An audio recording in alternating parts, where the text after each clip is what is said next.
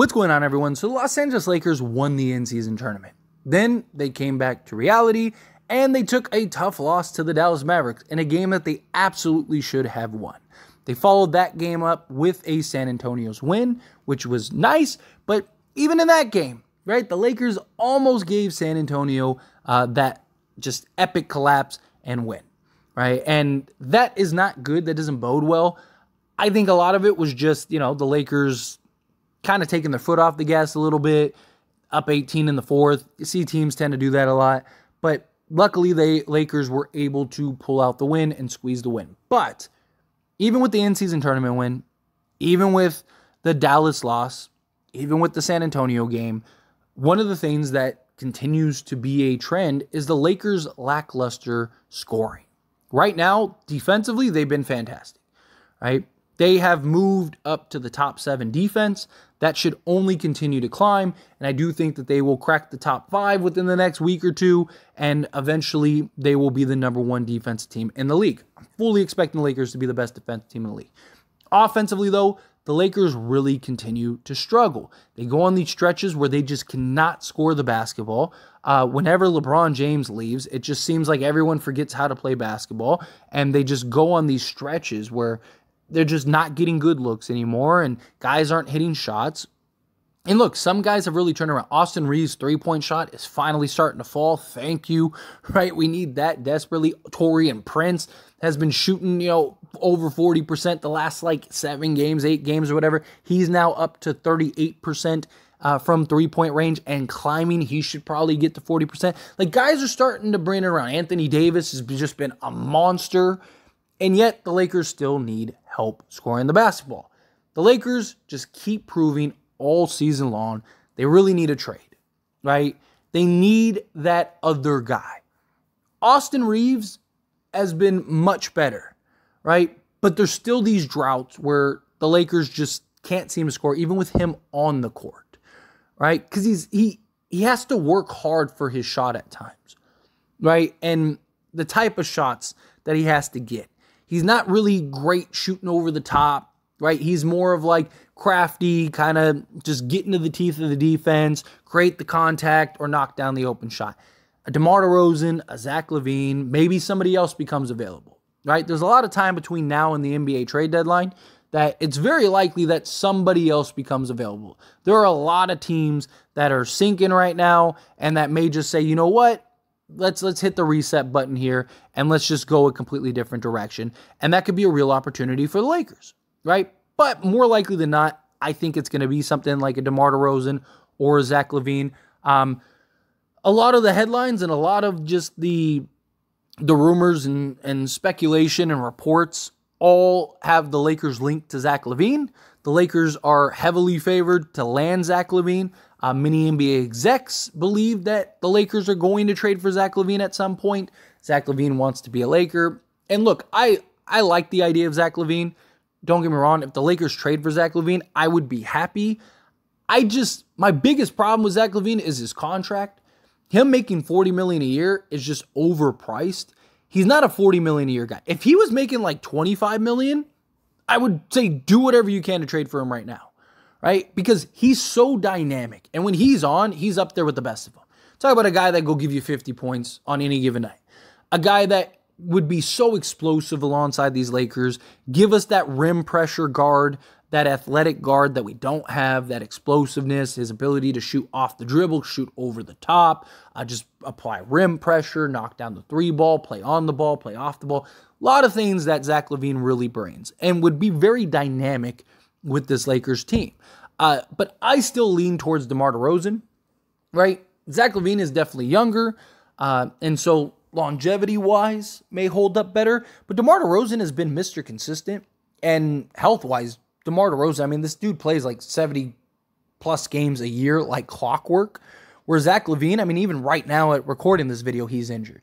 Now, I don't know how much of that is because he's really, really injured, or how much of that is hey, we want you to sit out so you don't get hurt because we're trying to trade you right now, right? Last thing you want to do with a guy like Zach Lavine is bring him in, he ends up getting hurt, and now you can't trade him, so you just kind of let him sit on the sidelines.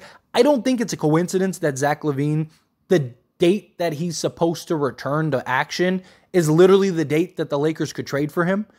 I just don't think that that's a coincidence.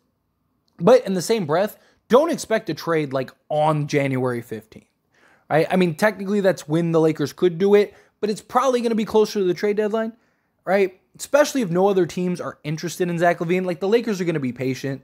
The Lakers are going to bide their time and try to find the best deal possible. They're also going to have like the negotiations and the back and forth with the Bulls as they try to get the best package possible, especially if no one else is interested in Zach Lavine.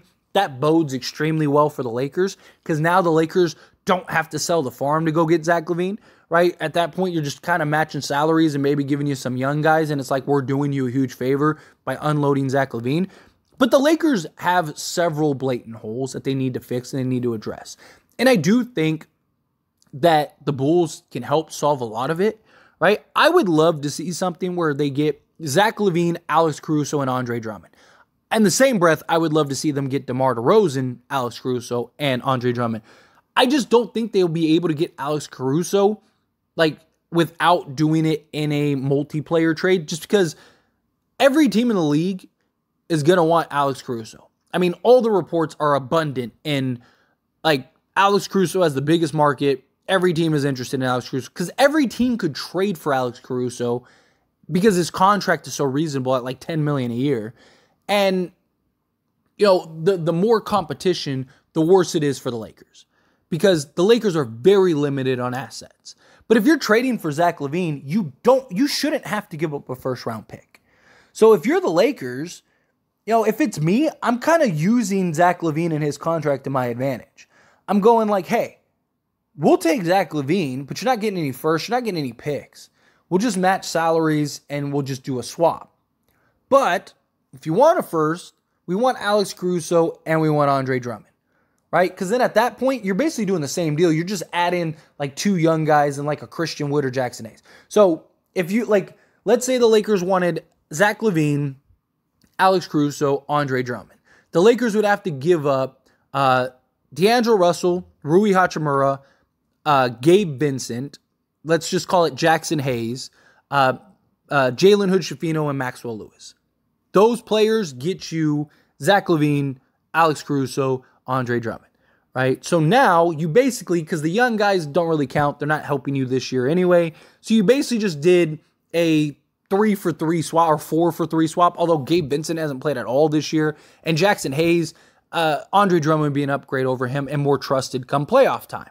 So you're still 10 players deep, and if I'm the Lakers, my argument is if we take on Zach Lavine, we need guys that we can sign long-term and keep long-term because our salary cap's going to be screwed, right? So now if you could go get an Alex Caruso, you could go get a Andre Drummond, then now you have multiple guys that you have long-term. Now you have, you know, at least 7 or 8 guys that you're going to be able to have for the next 3 to 4 years. So you're in good shape. And then at that point, you're just getting vet minimum guys to kind of fill in the gaps anyway. But you have your backup center, you have your guard play, you have Austin Reeves, you have Alex Caruso, you got those 2 guys long-term, you got Jared Vanderbilt, Cam Reddish, I don't see going anywhere. I think Cam Reddish opts in and then the Lakers end up signing him to a longer-term deal, right? And as long as you have those guys, you're good. Like, look, the Lakers, based on reports, are actively shopping D'Angelo Russell. D'Angelo Russell is going to get traded. He is. I've been a defender of D'Angelo Russell. I like D'Angelo Russell. I think people have this like insane expectation for D'Lo, and D'Lo's been solid this year for the Lakers. But like even the other day, right, in that first Spurs game, D'Angelo Russell shot 46% from the field, which is good. Shot 46% from the field, gave you 12 points, 10 assists, 3 steals, and only 3 turnovers. And people act like he was a bum, like he was god-awful. I mean, literally, people were like, D'Angelo Russell is hot garbage, is absolute trash. They need to bench him, never play.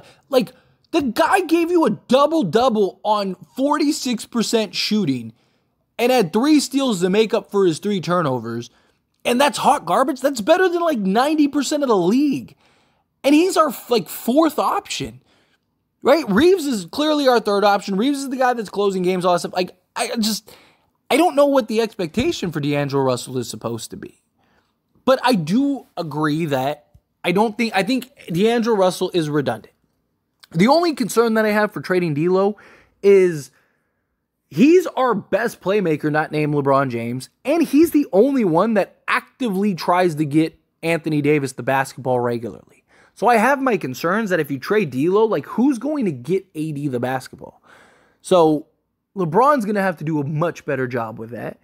But I think if you can package D'Lo, I love Rui. I don't want to see Rui go, but as long as LeBron's on this roster, he doesn't have a place. He just doesn't. Whenever LeBron sits, Rui's great. But the problem is he can only play the 4. And with LeBron on the team playing, 30 to 36 minutes a game, there's not many minutes for Rui. And there's not many opportunities for Rui. And Rui's not going to get the ball in the hands the way that we need him to. He's not going to get the opportunity that we need him to. You might as well let him go somewhere else, like a team like Chicago, and get some pieces that do make sense.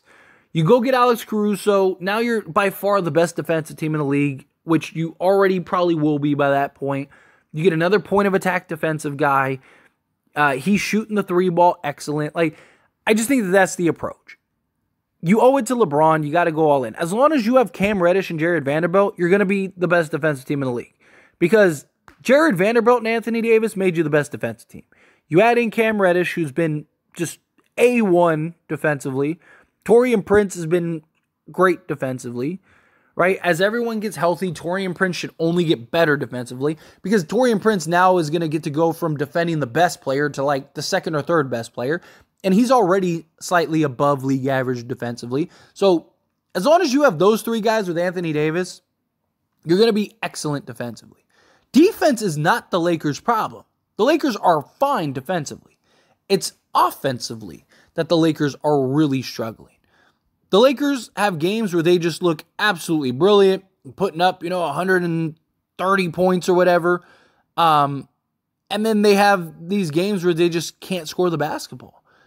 And even in the games that they do score, 120 points or 130 points, they still have these just like very stagnant moments, these very stagnant games. And that is an issue, right? Like I said, Lakers are like 7th right now in defense, which is great.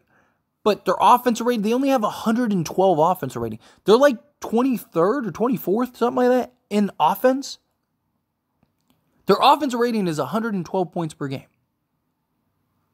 They're literally in the 20s on offense. They're top 7 defense. They're not very good offensively. Which is crazy considering they have a team with LeBron James and Anthony Davis and Austin Reeves coming around. They're because they just go on these droughts where they can't score and they go on just such slow starts, right? That you gotta bolster the offense, right? You do. You just gotta bolster the offense, and they need a guy like a Zach Lavine or DeMar DeRozan. Again, I kind of lean towards DeMar DeRozan, but if you told me you could get that by taking on Zach Lavine would get you Alex Caruso and Andre Drummond, then in that case, I'd take Alex Caruso. Because like I said, let's say you get Andre Drummond, Alex Caruso, and Zach Lavine. So you have those 3. You have LeBron James and Anthony Davis. There's 5. You have Austin Reeves. There's 6. You have Cam Reddish, Jared Vanderbilt. There's 7, 8. You have Taurean Prince. There's 9. Right? You still have Christian Wood. There's 10. Like, how many more guys do you need? How deep do you need to be? Especially come playoff time, you're only going to run, 7 to 8 guys at the most. So, you're fine in that regard. You'd still probably have Max Christie. There's 11 if you needed that. You're still going to be literally, 9 to 11 guys deep easily. You're basically just swapping 3 starters for 3 starters at that point. And most of these guys you'd all have long term. The only one that you'd really have to worry about is Cam Reddish, right? But like I said, he could opt in, and then you could sign him to a long-term deal, which I don't see Reddish going anywhere just because Reddish he's found his home. He's found his place. So at that point, then Zach Lavine's contract would be irrelevant because you'd have Jared Vanderbilt long-term. You'd have Max. You could re-sign Max Christie. You have Max Christie long-term. You'd have Austin Reeves. you'd have Alex Caruso, Zach Lavine, Andre Drummond, Anthony Davis, LeBron James. There's 8. Taurean Prince, again, same thing. Opt in, sign him long-term. Reddish, same thing. So you basically have your main 10 guys that you're going to be contending and probably winning a championship with. You're going to have that team for the next 3 years, right? And then you're just looking for vet minimum guys to kind of trim around the edges. I just think that's the best approach. But anyway, as always, this is a discussion, so I pass the question on to you. Let me know your thoughts and opinions down in the comments below. Do you agree? Do you disagree? Are you somewhere in between? Have a feel whatever your thoughts are. Love to hear it. Let me know down in the comments below. That being said, if you haven't liked this video, hit that like button. Helps me out a lot. Lets me know you enjoy these types of videos, and I truly appreciate it. If you're not subscribed to the channel, hit that subscribe button. Turn on the bell notifications. Appreciate y'all. See you in the next one. Thank you.